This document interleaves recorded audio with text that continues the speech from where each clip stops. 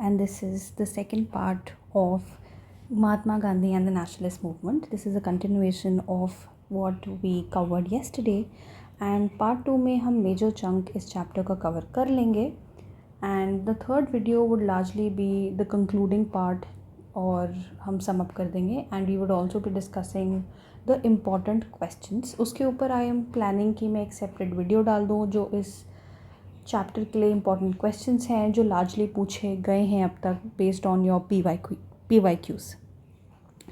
तो कंटिन्यू करते हुए इस चैप्टर को we are on point 2.2 and we have to go step by step. And when we go chronologically, जब हमने पढ़ा 1915 से 1922 तक, very important events of him returning back to India, that is Mahatma Gandhi returning back, BHU speech,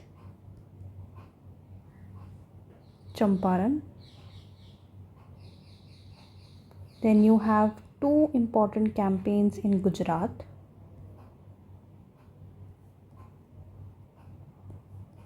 of the mill workers and the farmers in Kheda.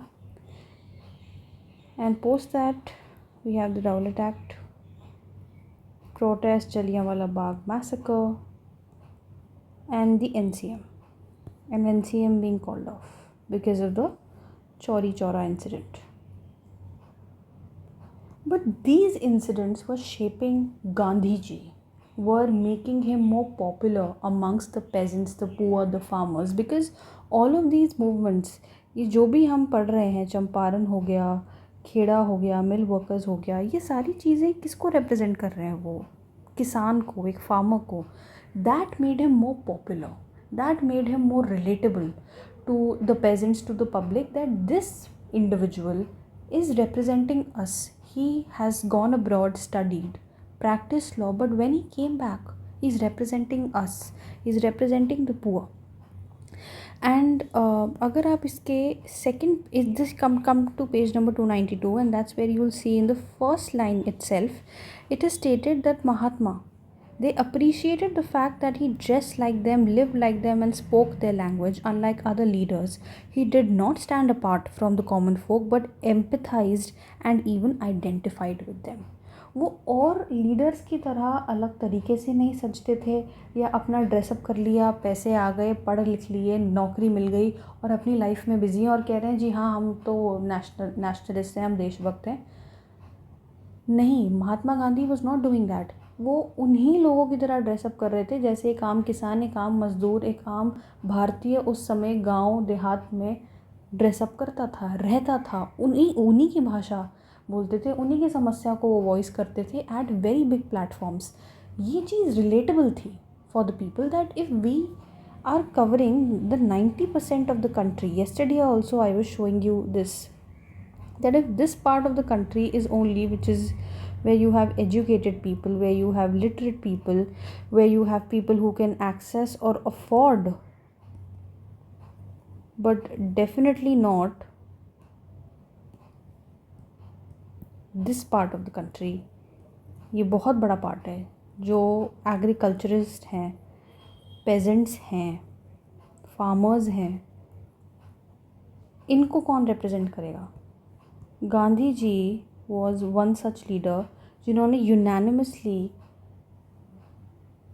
As a single leader जो इतना मास support, इतनी मास popularity, publicity गादर कर सकते थे. We are not negating the fact और denying that there were local leaders also, maybe tribal leaders and other local leaders who were representing the voice of their communities. लेकिन वो सिर्फ उसी जगह में रिस्ट्रिक्टेड रह गए थे. महात्मा गांधी की तरह वो उतने पॉपुलर नहीं हो पाए थे. सो हिज रिप्रेजेंटेशन, और आज भी हम गांधी जी को ये इमेज हमारे माइंड्स में बहुत पॉपुलरली जानी जाती है और आई जाती है. हिम डूइंग विद दिस चरखा and with this simple life style. This is a reason कि वो इतने रिलेटेबल थे लोगों के लिए. This part, if you for your better understanding, I would always advise you people to read the source part. इसको कभी भी इग्नोर नहीं करना. कभी ये मत समझना कि just because टीचर्स नहीं पढ़ा रही हैं या कोई क्वेश्चन नहीं आया तो मत पढ़ना, ये आपको सिर्फ एनहांस करता है आपकी नॉलेज को। एंड एट टाइम्स कभी कभार MCQs इधर से आ भी जाते हैं। And he is always defined that चरखा is a representation of self-reliance, and it is a representation of the poor, that they can make it themselves and they are not slaves of the British. ये enslaved humans को उनको DeFi करता है, ये उसको challenge करता है। चरखा is not glorifying machines and technology, but it is strengthening the voice of the poor. So this he chose very intelligently and very he was a very rational person and his choices were very wise. वो उन choices को, वो उन चीज़ों को represent करते थे, वो उन चीज़ों को लेके चलते थे, उन चीज़ों को बढ़ावा वो करते थे, जो चीज़ें आम तौर पे at that time of India, those Indians, Indians of that time, उन लोगों के लिए that was more relatable, उनकी उसकी utility ज़्यादा थी. People could relate to that more. As a peasant, as a farmer, उसकी ज़िंदगी में गाड़ी का क्या यूज़ है, उसकी ज़िंदगी में ऑक्सफोर्ड यूनिवर्सिटी का क्या यूज़ है, उसकी ज़िंदगी में राउंड टेबल कॉन्फ्रेंस या वाइसरॉय का कोई स्पीच हो रही है, उसका क्या यूज़ है. ये सारी चीज़ें जो हम इंडियन मूवमेंट के बारे में पढ़ते हैं, एक पेजेंट को उससे कोई मतलब ही नहीं है, उसको समझ ही नहीं आएगा, उसकी लाइफ का इम्पैक्ट नहीं. उसकी लाइफ का इम्पैक्ट ये है कि जो उसको खेती करनी पड़ रही है, उसका जो उसको पैसा मिल रहा है, उसके जो टैक्सेस पे कर रहा है, क्या उसके पास खुद एक ज़मीन है या ज़मींदार आके उसको लूट रहा है, is he being exploited, that is more important for him, because it is a matter of survival for him. He is not doing anything beyond that, nothing is important for him beyond that. उसकी ज़िंदगी वहीं तक सीमित है and he is trapped. Gandhi ji understood that, he empathised with their pain. Moving forward, this part is very easy to be understood and इसमें बहुत important है जो ये वर्ड्स हैं which you will see, this dhoti, line cloth, चरखा symbolize asceticism and abstinence. ये words आप please पढ़िए, because if you can look at this PDF file, the reason why I always open this PDF file along with it is that if you have your book with you in your hand, kindly highlight और underline these words, and when you're writing them in your answers, जब आप अपने answers लिखते हो specifically, जब आपकी answer writing जो होगी, जो आप अपने बोर्ड्स में लिखोगे, उन बोर्ड एग्ज़ाम्स में जो भी आप अपना सेंटेंस लिखोगे, मेक श्योर कि ये वर्ड्स उसके बीच में आए हों and these words should be highlighted और underlined so that it becomes visible for the examiner कि वो आपको मार्क्स दे दे. क्योंकि ये वर्ड्स अगर CBSE NCERT में मेंशन्ड है तो they would expect you to know these words. And moving forward, because Mahatma Gandhi became so relatable, लोग उन्हें एज ऐसे कोई संत मानने लग गए थे. मिराकुलस पावर्स हैं उनकी, जैसे उनकी बड़ी शक्तियाँ हैं, कोई बाबा हैं जैसे, वो लोगों की हल कर देते हैं परेशानियाँ, किसानों के लिए वो मसीहा बन के आए हैं. तो अगर आप यहाँ देखें, that people spread rumours that he had miraculous powers. He was known as Gandhi Baba, Gandhi Maharaj, Mahatma, because he rescued them from high taxes. So people were not just associating him that he's a politician, he's a lawyer who has understanding of the people, understanding of the masses, is confident, he can talk to the authorities and simply say that what you're doing is wrong. वो understanding ना होके लोग समझ रहे थे कि नहीं, ये कुछ सेंटली, एक डिवाइनली फिगर है, उनको एक सेवियर माना गया है, उनके साथ एक डिवाइन प्रेजेंस उनको माना गया. सो this is very unique, which is rarely seen with any political figure, rarely seen with politicians, because this is very true that he was a politician, he was a lawyer by profession, and with all of that information in mind, yet people were not perceiving him as one of them, they were perceiving him as a saintly figure. तो इस चीज़ की वजह से जब लोगों को पता चला कि वो कम्युनिकेट करते हैं, लोगों से बात करते हैं, when he interacts with people, he encouraged communication. For him what was important is कि जो भी प्रिंसली स्टेट्स हैं, जो भी राजा हैं, महाराजा हैं, वो एक Prajamandal they should organize so that where everyone can be accessible, people should come and talk to their representative, and this conversation, this communication should be in their mother tongue. जो भी आपकी vernacular language है, चाहे वो हिंदी है, चाहे वो भोजपुरी है, चाहे वो मराठी है, कोई सी भी भाषा है जो एक इंसान बोलता है, इंडिया की diversity, when we say unity in diversity, so why do we use this word, he made it its strength. उन्होंने इंडिपेंडेंस स्ट्रगल की स्ट्रेंथ को ही ये बना दिया that this is the strength of India. There is nothing beyond this, this is the strength of India. ये India की power है. तो जब आप लैंग्वेज को एक स्ट्रेंथ बना लीजिए, एक एसेट बना लो, and not as a liability, and not as a matter of division, faction, लड़ाई, ये नहीं. जो टुडे व्हेन वी सी जब पॉलिटिशियंस लड़ते हैं एंड वो लैंग्वेज के तौर पे या लैंग्वेज के बेसिस पे when they divide different states, Gandhi ji did the opposite. उन्होंने उसी बेसिस पे यूनाइट किया. तो this was one the this makes a leader bigger and more than वो पॉलिटिशियन वाला टैग हट जाता है कि वो पॉलिटिक्स कर रहे हैं. फिर वो एक नेशनल लीडर जो एक नेशनल इंटरेस्ट को लेके आगे चलने वाले. That is why he is one of those individuals जिनका नाम जब हम फ्रीडम स्ट्रगल की बात करते हैं easily comes to a mind. And there are many who a lot of times we don't even know. So it is very important for us to know this thing, that when Mahatma Gandhi was becoming popular, there were popular other politicians also, like we have but some names here who were also joining him, who were related to him, who were close associates of Gandhi ji, and could understand his ideology, who were following his path. And furthermore, Gandhi ji's fight was, as I in the previous class also I told you, that Gandhi ji's fight against discrimination and a dignified life, this fight was not just restricted to the British or fight against the British. ये अपने Indians में जो practice of untouchability है, हर जगह उन्होंने उस चीज़ को voice किया है कि अगर आप स्वराज चाहते हैं, you want independence, then you can only get it if you get rid of this. You cannot get rid of independence, or you cannot you cannot get Swaraj or independence if you only fight the British. They will go away, but the menace of untouchability still remains. And because this is in our community, this has made more factions to be created in the society. More factions have been created, more divisions, more layers are created, more hatred is there, because these internal layers of discriminations exist. So please read this part, what I am explaining you. I am going paragraph by paragraph, I am explaining you these paragraphs coming to the salt satyagraha and this case study. So very important. National cooperation movement, non-cooperation movement, when it was called off, but Gandhi ji's struggle did not end.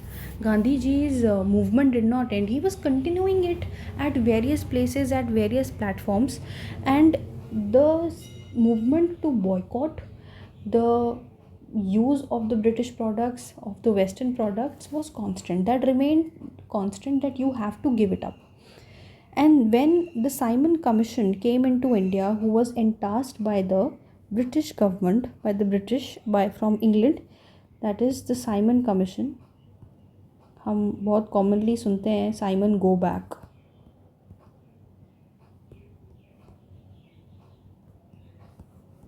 ये commission आया, ये 1928 में. There were two things going on. We have Simon Commission, and this other thing is Bardoli में we had a peasant satyagraha. So Gandhi ji, though he was not actively or physically present at that place, but he was supporting the satyagraha of the peasants. So this, at various places, if you see that, maybe I will be representing the Indian map in a very horrified way, so I don't think this is the correct representation, but just making it that if this is the parts of India, so at this place, at this place, at this place, some other places, something और the other is happening. यहाँ पे कोई सत्याग्रह हो रहा है, यहाँ पे कोई मिल वर्कर्स लड़ रहे हैं, यहाँ पे कोई पेजेंट्स लड़ रहे हैं, यहाँ पे लेबरर्स लड़ रहे हैं. हर जगह पे एक आंदोलन छिड़ा हुआ है, एक इम्पैक्ट हुआ है. and what we call as a difference is created. That is why I'm saying, जब आप इस चैप्टर को पढ़ रहे हो ना, you are reading this, you will understand the language, it is not difficult, but आप उसको समझो कि एक सीरीज़ चल रही है कि his entry in India, his impact, की एक जगह उन्होंने ऐसा किया, फिर उससे वो दूसरी जगह फेमस हुए, फिर वो उससे तीसरी जगह फेमस हुए, गांधी जी बिकेम फेमस, लेकिन उनका इम्पैक्ट भी पड़ा लोगों पे, that there was satyagraha taking place at different places. Then we have a very important event, I think so you should note this down, which is the Lahore session of 1929, and this is the annual Congress Lahore session, where Jawaharlal Nehru was to be elected as the president of Congress, and young leadership was promoted, that they are not going to lead the Congress. जो eminent leaders हो गए हैं कांग्रेस के, जैसे गांधी जी खुद थे, उनके अलावा भी जो और अब लीडर्स हैं जो नए आ रहे हैं, like Jawaharlal Nehru was a young prolific leader and a lawyer himself, ऐसे लीडर्स को भी एक चांस मिलना चाहिए. So that was a very progressive move which Congress took at that time. And why is this session important? क्योंकि इसमें पूर्ण स्वराज की बात की गई थी. 3 चीज़ें हमें ज़रूरी हैं: जवाहरलाल नेहरू की प्रेसिडेंटशिप, यंग लीडरशिप को प्रमोट करना, एंड पूर्ण स्वराज की कमिटमेंट को स्टेट करना, that we want complete independence. It is not just restricted to economical independence or territorial independence, it is complete independence in every aspect, holistically. हम हर तरीके से independent होना चाहते हैं. हम इकोनॉमिकली भी हो जाते हैं, हम साइकोलॉजिकली भी, हम लीगली भी, हम टेरिटोरियली भी, हर एस्पेक्ट में, कल्चरली भी हम होना चाहते हैं, क्योंकि ये we are nowhere connected and related to the British, and we are Indians, and whatever is truly authentic to our culture and to us, हम वही हैं, हम वही रहेंगे. That is why on 26th January 1930 Independence Day was celebrated. Now today you might think कि Independence Day तो 15th August को celebrate होता है, ये 26 को तो हम रिपब्लिक डे सेलिब्रेट करते हैं, ये कैसे उल्टा हो गया? Independence was sought on 15th August 1947, but the movement after Poon Swaraj, the belief of people that we are independent, हम independence लेके रहेंगे, हम ये colonial role को नहीं मानने वाले. हमारी जो independence है वो हमारी secular sovereign power जो है वो Indians की है, Indians पे.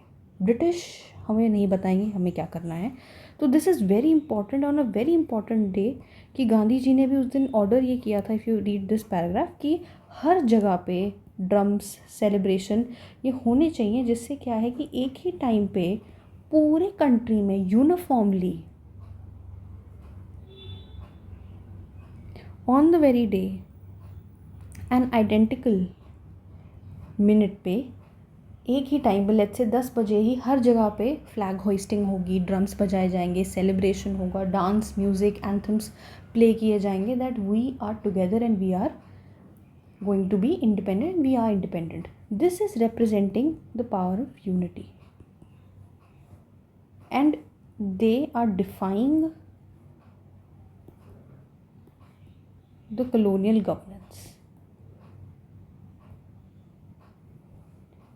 These are all symbolically important. सिर्फ झंडा लहराने से इंडिपेंडेंस नहीं मिल गई थी इंडिया को, लेकिन ये कुछ ऐसे डेज़ थे, कुछ ऐसे इवेंट्स थे. और जब मैं पूरी इंडिया में करूँगी, कश्मीर में भी हो रहा है, दिल्ली में भी हो रहा है, बंगाल में भी हो रहा है, गुजरात में भी हो रहा है, एट वेरियस प्लेसेस हो रहा है, तो सोचिए कि क्या उसका इम्पैक्ट ब्रिटिश गवर्नमेंट पे नहीं होगा? Will the British not get affected कि हमारी स्टेट, मेरा rule, and some Indian is coming and hoisting the flag and saying that we are independent, and they're singing anthems and they're celebrating. How are they not scared of our rule? Why are they not scared of our government? That impact, that we are of, there is no respect towards the British, or there is no fear of the British, वो एहसास करवाया गांधी जी ने. By these are very wise moves. अगर आप उनको देखें, जिस तरीके से उन्होंने साइकोलॉजिकली इम्पैक्ट किया ब्रिटिश गवर्नमेंट के कॉन्फिडेंस को, और उनके एरोगेंस को, कि अगर आप ये सोच के बैठे हैं कि हम आपकी इज़्ज़त करेंगे और हम आपकी पूजा करेंगे, तो ये ऐसा नहीं है. हम इंडियंस हैं और हम अपने आप से ये डे सिलेक्ट करते हैं and we are hoisting our flags. So this is very important that to be witnessing something like that, it is very powerful and that takes a lot of courage, and which he did without violating um, anyone's physical uh, space of being violent or aggressive. ऐसा कभी हमने नहीं सुना है. तो ये एक बहुत ही पावरफुल मूव थी. That is why I am saying this again again. I am saying before reading this chapter और रूट लर्निंग, रट्टा मारने से नहीं होगा ये chapter. Rote learning this chapter, आप इस चैप्टर को गांधी जी की पर्सनालिटी को समझने के लिए कर लीजिए. It wouldn't take much time. Coming to very important part, Dandi March. Dandi March को समझने के लिए ये समझना ज़रूरी है कि हर जगह जब हम पढ़ते हैं साबरमती, सत्याग्रह, दांडी, ये इम्पॉर्टेंट क्यों है? जब इतनी मूवमेंट हो रही थी, हम इंडिपेंडेंस डे बना चुके थे, हर चीज़ हो गई थी, तो ये दांडी मार्च करना ज़रूरी क्यों था?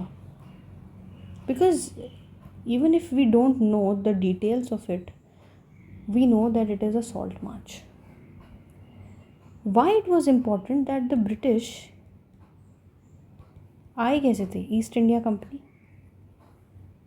Business related, trade related, money के को क्रिएट करने के लिए, बिजनेस क्रिएट करने के लिए, पैसा कमाने के लिए आई थी. जब उन्हें दिख गया कि हम यहाँ पे एक पॉलिटिकल सिस्टम भी इस्टेब्लिश कर सकते हैं, वो रूट्स में चले गए. रूट्स में जाके उन्होंने हमें एक्सप्लॉइट किया. गांधी जी वॉज क्लियर कि इंडिया में एक ऐसा आइटम है विच इज़ सॉल्ट. हर घर में चाहिए, चाहे यू आर अ वेजिटेरियन या आप नॉन वेजिटेरियन हो, चाहे आप बंगाली हो या आप मराठी हो, सॉल्ट हर घर में चाहिए. And that element is also monopolised. What does this mean? It means that the British said that we will be manufacturing it, we will be selling it, we will also be imposing tax upon it, and Indians cannot manufacture, cannot buy it from anyone else, cannot use it apart from the British makers. आप एक ही brand का ख़रीद सकते हो, कहने की बात British का ही ले सकते हो, ब्रिटिश का ही कंज्यूम करोगे, ब्रिटिश को टैक्स भी पे करोगे. नमक जो है, जो हमारे कोस्टल एरिया में मिलता है और आसानी से प्रोड्यूस हो सकता है, इंडिया के जो पेनिनसुलर पार्ट है, कोस्ट पे मिलता है एंड आसानी से प्रोड्यूस हो सकता है, ऐसी चीज़ के ऊपर भी उसने मोनोपोली की. That was a way to unite the people and all these areas also. Gandhi ji made a move कि आप जो इन एरियाज़ में अगर जहाँ पे सॉल्ट पाया जा सकता है and where you can manufacture the salt, आप फ्रीली ये काम कर सकते हो.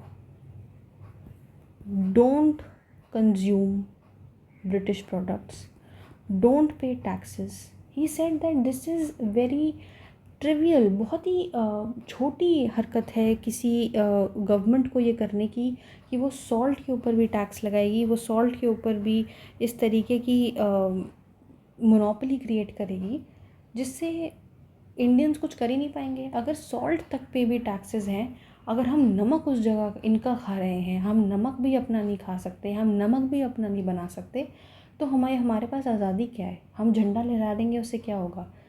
हम इसी देश के हैं, इस देश की मिट्टी भी हमारी है, देश का नमक भी हमारा है, तो नमक हम खुद बनाएंगे. ये बहुत बहुत डेप्थ में अगर आप जाएं और बहुत लेयर्स में, if you understand, he was attacking everywhere. He was trying to dismantle जो हायरार्की ब्रिटिश ने बना दी थी कि हम इस लेवल तक पहुंच गए हैं. We have started from here, from the East India Company, and हम यहाँ आके वी आर रूलिंग दिस. Gandhi ji tried to penetrate deep down and ये सारी चीज़ों को कहते हैं ना, he tried to dismantle it. That is why it was affecting the British. That is why वो बार बार जो भी करते थे, चाहे वो नेशनल मूवमेंट हो, चाहे सत्याग्रह हो, चाहे डांडी मार्च हो, हमेशा अरेस्ट हो जाते थे. क्योंकि वो लड़ाई तो करते नहीं थे, वो गाली भी नहीं देते थे, वो पिटाई भी नहीं करते थे, वो कुछ फिजिकल अग्रेशन नहीं करते थे, कोई वायलेंस नहीं करते थे, तो वो अरेस्ट क्यों हो जाते थे? Because he was breaking the law. And the British was very much, they were cunning, that they made the law that you cannot make the salt. वो भी हम करेंगे क्रिएट. ये डोमिनेंस था उनका. That is abuse of dominance. और दूसरे को करने भी नहीं देना. तो हर जगह पे अट्रॉसिटी थी. This is the picture. I would refer कि आप अपनी बुक्स को साथ साथ खोले रखें. बट इसमें बहुत इंटरेस्टिंग है, if you see, although Gandhiji had given advance notice of salt march to Viceroy Lord Irwin, Irwin failed to grasp the significance of the action, and on 12th March 1930, Gandhiji began walking from his ashram at Sabarmati towards the ocean. सो जी उन्होंने advance notice दे दिया. और इसका आपको ना थोड़ा सा यहाँ भी पता चल जाएगा. Here,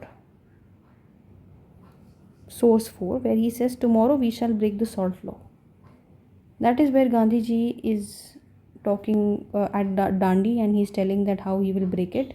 And despite the fact that we are not doing anything immoral, we are doing simply that we are making salt, and still if they want to arrest us, we are not afraid of that.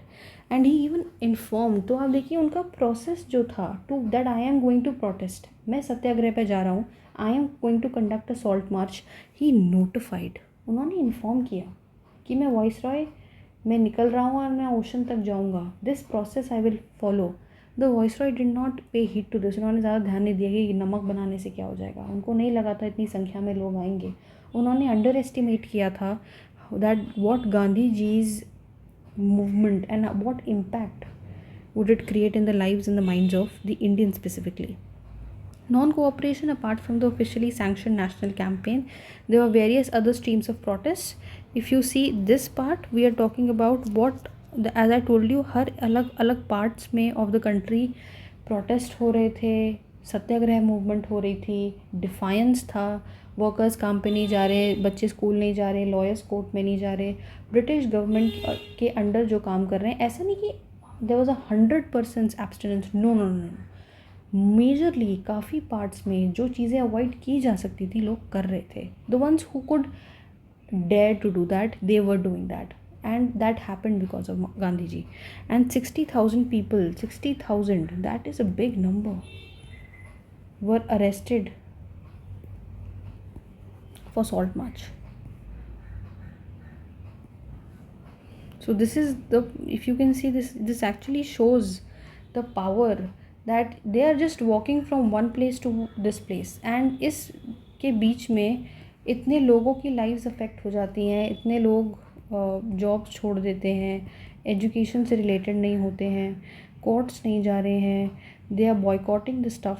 So if they have the will to do that, and that motivation was given by Gandhiji because he believed in the people and the people believed in him. And again, this paragraph, as I told you, their fight towards untouchability, वो वही बोल रहे हैं कि पूर्ण स्वराज चाहिए तो British से लड़के अकेले से नहीं मिलेगा, आपको यूनाइटेड रहना पड़ेगा. और जब आप यूनाइट हो रहे हो तो itself within the caste, when we say the Brahmins, the Kshatriyas, the Vaishyas and the Shudras, ये जो कास्ट सिस्टम है, जो वर्ण सिस्टम है, जो प्रोफेशन रिलेटेड क्रिएटेड है with in the Hindu system, इसके अंदर ऑपरेशन इज़ नॉट मैंडेटेड. इसके अंदर अट्रॉसिटीज़ की कोई जगह नहीं है. और अगर आप यही करेंगे आपस में तो आपको पूर्ण स्वराज नहीं मिल सकता. आप अगर एक स्पेसिफिक कास्ट को ऑप्रेस करेंगे and expecting that the British will go away, no, because you will not be free ever. The lower caste will never be free, क्योंकि उन्हें लगेगा ब्रिटिश तो चले गए लेकिन हमारे ऊपर जो atrocities हो रही हैं वो तो अभी भी हो रही हैं. We are not independent, truly independent. So this paragraph and everything is just shows that Gandhi ji's presence, it was believed by many, it was not believed by many, specifically the international media.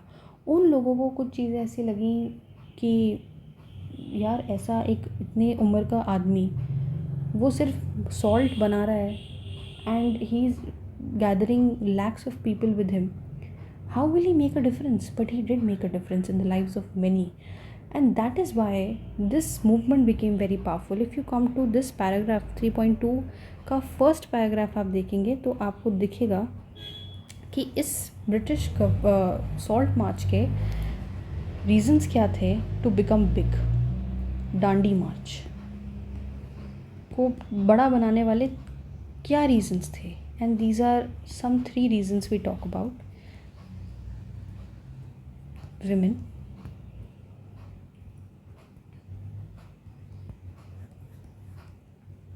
international media, and the fear of the British.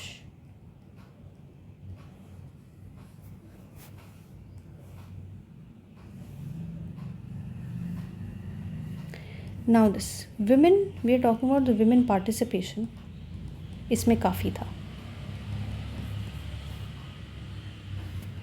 International press में, American media में, European media में he was captured, it was talked about, it was discussed कि India में colonial state है, यहाँ पे एक ऐसा लीडर है जो कई लाख लोगों को इकट्ठा होके सॉल्ट बना रहा है और डर नहीं रहा. और कोई नहीं डर रहा कि we are manufacturing the salt. Because कोई सोचेगा एज अ प्रूडेंट मैन, हम सोचेंगे सॉल्ट बनाने में बुराई क्या है, but there was a law that you can't do that. It means they wanted you to do nothing but rely on the British. It is our soil, our resources, our salt, and we don't have the access and the privilege or the right to do that. So where he was attacking, and the British, that we will not last forever. हम यहाँ हमेशा के लिए नहीं हैं. ये 3 चीज़ें थी, ये 3 डर थे जो क्लियर थे in the minds of the British. That number one, that women participation was there was media or international media का recognition था, and the British was fearful that what happened in 1857 can again be repeated, and तब हम आराम से जाए जा सकते थे.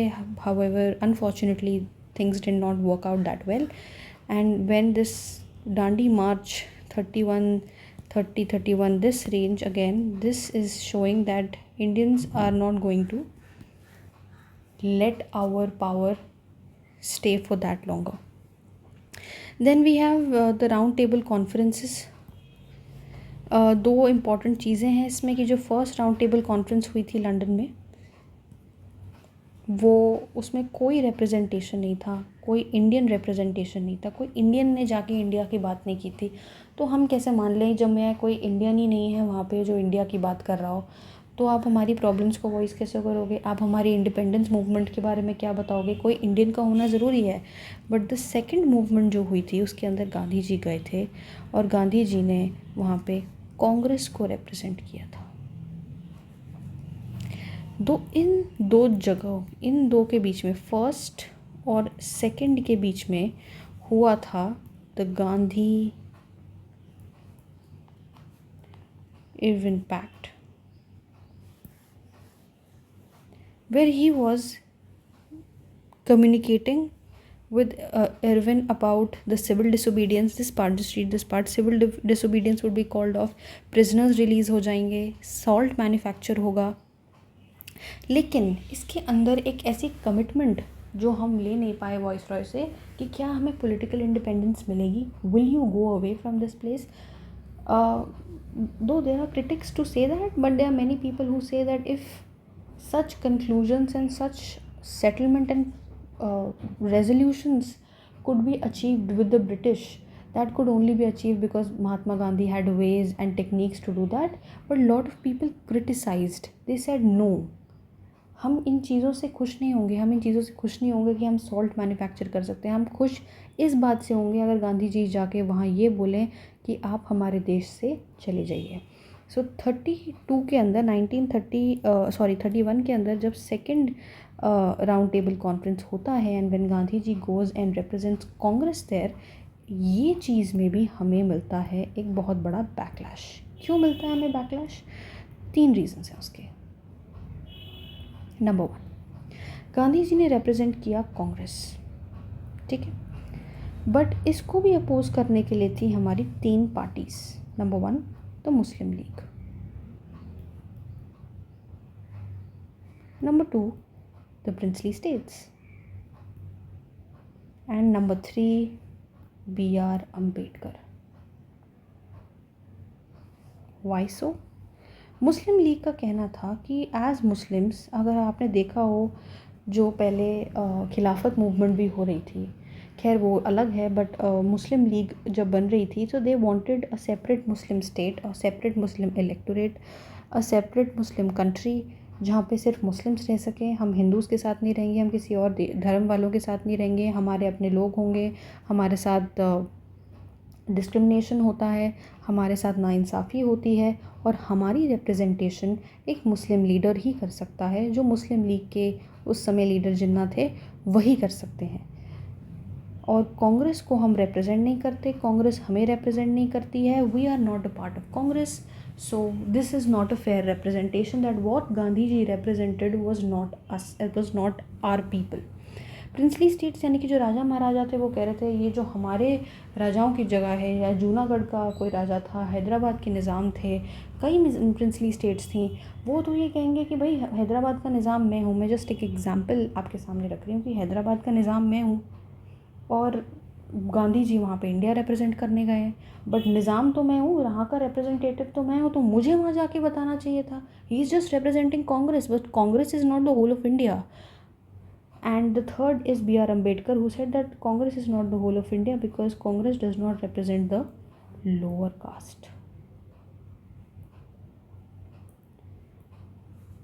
जब आप इन लोगों को, तो ये क्रिटिक्स थे, और हम देखते हैं कि राउंड टेबल कॉन्फ्रेंस निकलती है एज इनकन्क्लूसिव, कोई आंसर नहीं निकलता, कोई आउटकम नहीं निकलता, बातचीत होती है बट कोई इन्फ्रेंस नहीं ड्रॉ होता उसमें से, बहुत इनकन्क्लूसिव निकल जाती है। And then we have the next important thing, which is the 1935 Government of India Act.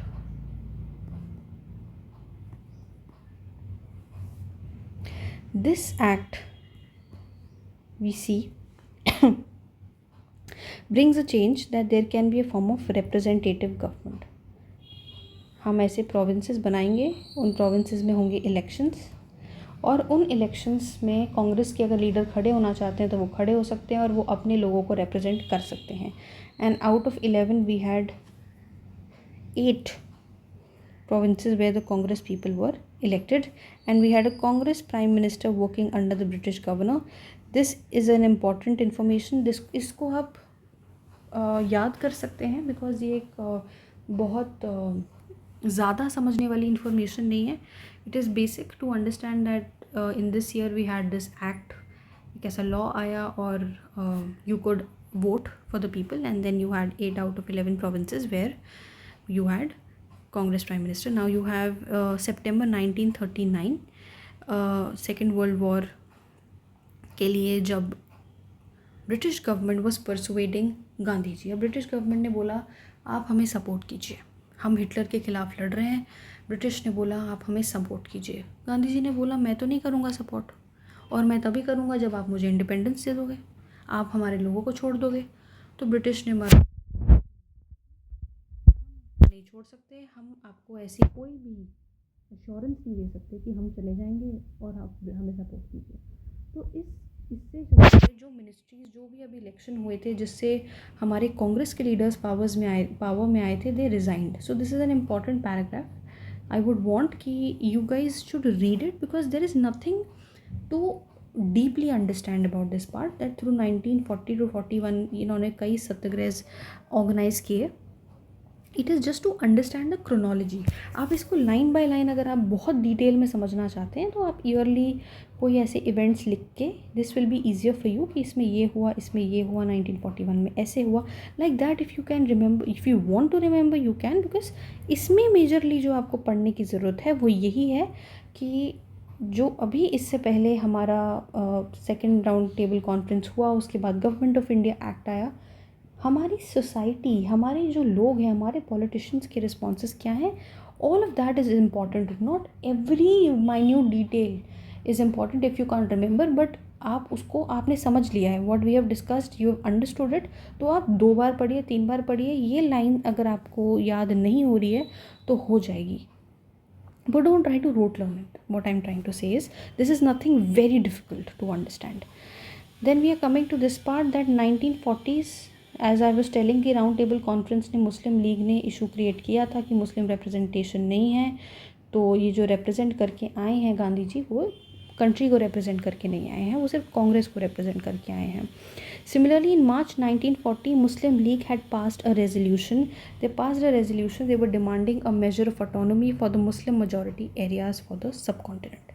हमारा इस एरिया में स्पेसिफिक एरियाज़ होने चाहिए, जो आज हम देखते हैं कि पार्ट्स ऑफ ये पार्ट जिसको हम कश्मीर कहते हैं, sorry for my bad figure drawings and all, but this is just to depict you that today we have this part of Bangladesh, considering that this इस बीच में हमारा इंडिया है, यहाँ पे हमारा पाकिस्तान है, और जो बांग्लादेश है, ऐसे ही कुछ एरियाज़ को उन्होंने डिफ़ाइन कर दिया था कि इनको आप सेपरेट मानेंगे, ये सेपरेट कॉन्स्टिट्यूएंसीज़ होंगी and only Muslim dominated, Muslim represented.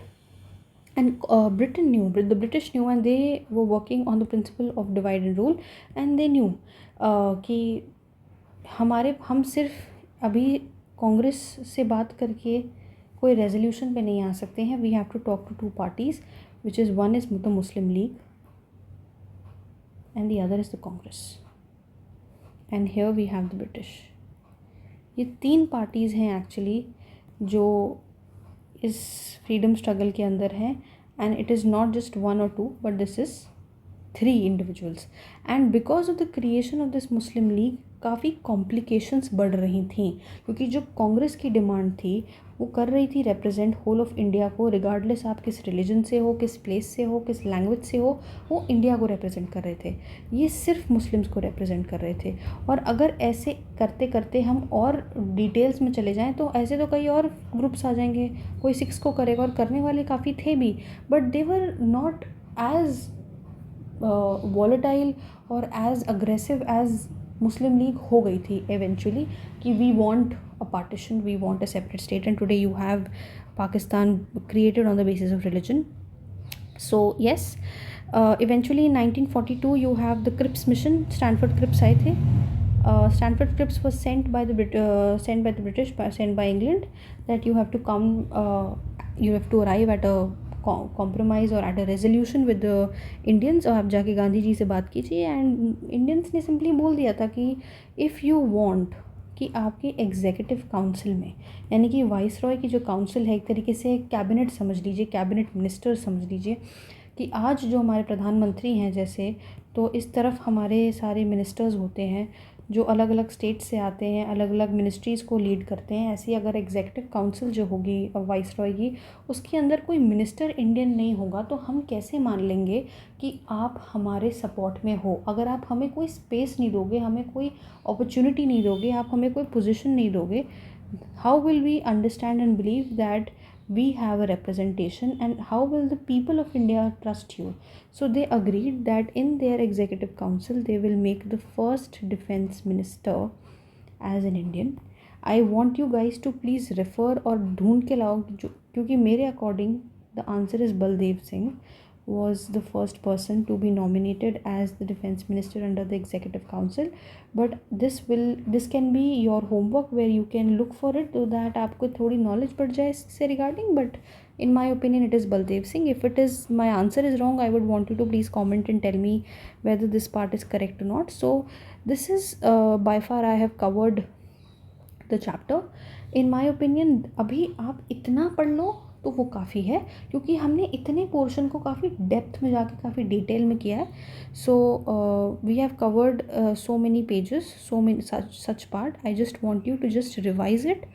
ज़्यादा डिटेल में नहीं, बस ये कि हमने गांधी जी के कैरेक्टर के बारे में पढ़ा, गांधी जी के पर्सनालिटी के बारे में पढ़ रहे हैं, उनका करिश्मा किस तरीके से लोगों को इम्प्रेस कर रहा था, रिलेटेबल थे, फेमस हो रहे थे, प्रेशर क्रिएट कर रहे थे. And his Satyagraha movement was converting into different form. We have Dandi March taking place, successful salt march. Then हमने उसकी critics भी देखे. हमने देखा कि जब वो राउंड टेबल कॉन्फ्रेंस में जाते हैं तो उससे इम्पैक्ट क्या होता है. Irwin pact, Gandhi Irwin pact से क्या होता है. We have the first defence minister of the executive council under the viceroy. So these developments are taking place, and we also have the international recognition in the media or in the press, Gandhi ji and of the Indian struggle. So this is exactly all for today, and I'll be concluding the entire chapter tomorrow in part 3. Please do comment if you have any difficulties or if you want more of such videos, but I would make sure that I complete it, and we will also be sharing with you the important questions which are frequently asked related to this chapter. Thank you for watching my video.